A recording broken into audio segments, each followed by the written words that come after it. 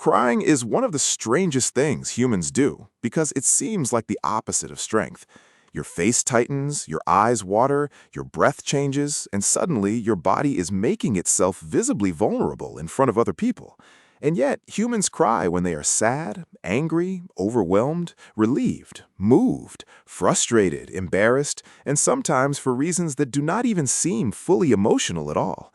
That should make crying feel less like a simple reaction and more like a hidden system we never really stop to question. Why would evolution keep something that makes us look so exposed? The first thing to understand is that crying is not one single behavior. The tears that protect your eyes are not the same thing as emotional crying, and that difference matters. Your eyes produce tears all the time to keep the surface clean and healthy. Those are there for basic maintenance, like a built-in cleaning system that never takes a day off.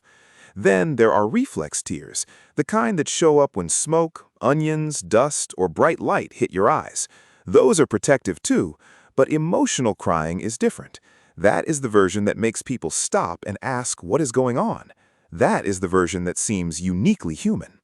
And that is where the mystery gets interesting. Emotional crying does not look especially useful at first glance. If anything, it seems like a weakness. It blurs your vision, interrupts your breathing, and makes your body obviously vulnerable. So why would evolution keep it? The answer probably has a lot to do with communication. Humans are social animals, which means survival has always depended not just on strength, but on getting other people to notice when something is wrong. Crying may be one of the oldest ways to signal distress without using words. Before language became complex enough to explain what was happening, tears may have already been saying it for us. That matters because crying is not just about pain, it's about being seen. A crying baby cannot explain hunger, fear, cold, or discomfort in a sentence. It cries, and the body does the talking. That's not a flaw. That is an early survival strategy.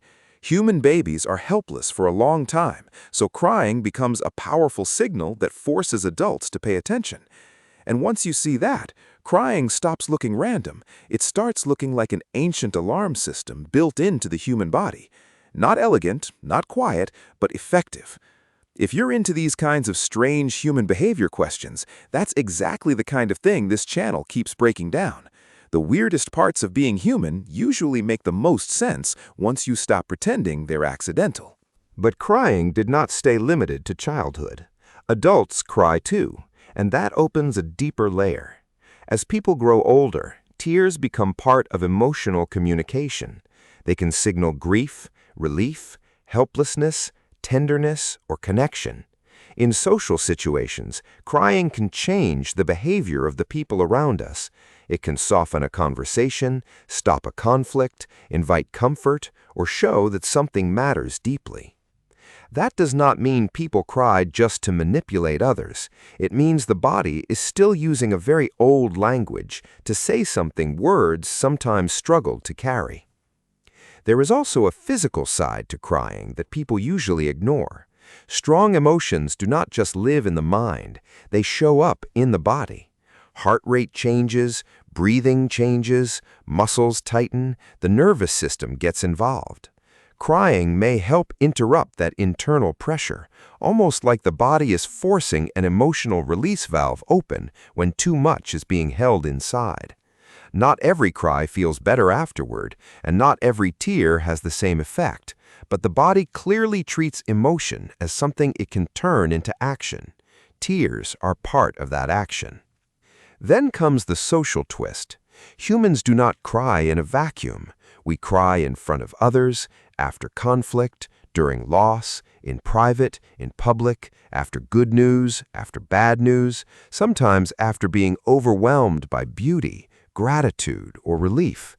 That variety is part of the answer too. Crying is not only a sign of suffering, it can also appear when the system is overloaded by something deeply important, a wedding, a reunion, a heartbreak, a funeral, a long-awaited victory. The body does not always care whether the emotion is good or bad. It only knows that the pressure is real. And that may be the most human part of all. Crying is one of the few behaviors that proves we are not just rational machines with skin on top. We are social, emotional, fragile, and deeply responsive to meaning. Tears are what happened when the inner world becomes too heavy to keep fully hidden. They are not always neat, they are not always logical, but they are honest, which is probably why people pay attention when they appear. So why do humans cry? Because tears protect the eyes? Because babies need a way to signal distress? Because adults need a way to communicate emotion? And because the body sometimes needs to say what language cannot? Crying is not a failure of control. It is one of the oldest and most human forms of communication we have. The body is not breaking down when it cries. It is speaking.